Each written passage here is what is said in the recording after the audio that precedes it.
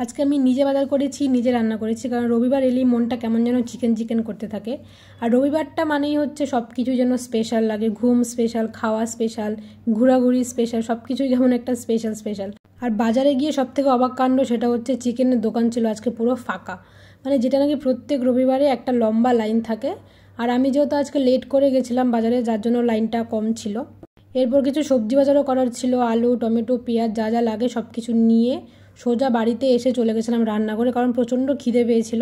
আর আজকে না আমি পোলাও বানিয়েছিলাম। আমার মা বলে যে পোলাওয়ের চাল যত নাকি কম ধোয়া যায় তত নাকি ওটার টেস্ট আর গন্ধটা ভালো থাকে। তো সেই জন্য আমি দুবার ধুয়ে ওটাকে ভালো করে জল ঝরিয়ে রেখেছিলাম, কারণ যতটা ভালো জল ঝরবে ওটার ঝরঝরা হবে পোলাওটা তত।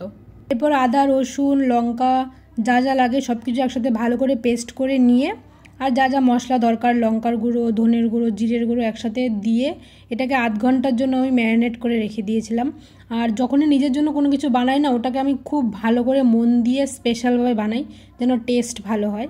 আর সত্যি সেদিন চিকেনটা এত টেস্ট হয়েছিল, মানে পুরো ঘরে একদম চিকেনের গন্ধ ছড়িয়ে গেছিলো। কিছুটা পেস্ট আমি রেখে দিয়েছিলাম আর ওটাকে ভালো করে কষিয়ে যেই মাংসটা ম্যারিনেট করা ছিল ওটাকে দিয়ে দিয়েছিলাম। আর এই চিকেনের রেসিপিটা আমি অন্য একটা ভিডিওতে ভালো করে শেয়ার করব।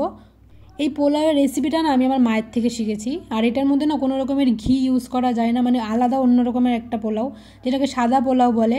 আর এটার সাথে চিকেন কষা দিয়ে খেতে হেভি লাগে। পোলাওয়ের চাল যত নাকি ভাজা যায় তত নাকি ঝরঝরে হয়। আর অবভিয়াসলি এটার মধ্যে জলের পরিমাণটাও ঠিকঠাক দিতে হবে।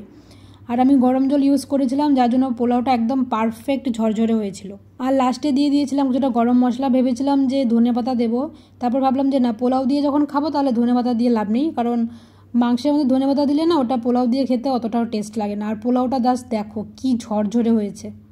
আর এইরকম খাবারের সাথে তো মানে স্যালাডটা একদম মাস্ট। রান্না কমপ্লিট করে তাড়াতাড়ি করে স্নান করে এসেই খেতে বসে পড়েছিলাম, কারণ এত খিদে পেয়েছিল। আরেকটা কথা বলি তোমাদেরকে, আমরা এই ভিডিও থেকে কি শিখলাম, যখনই নিজের জন্য কিছু খেতে ইচ্ছে করবে না, তখন ওটাকে স্পেশালভাবে ভালো করে নিজেই বানাও আর নিজেই খাও আর হ্যাপি থাকো। আর আমার ভিডিওটা ভালো লেগে থাকলে অবশ্যই একটা লাইক করে দিও। টাটা।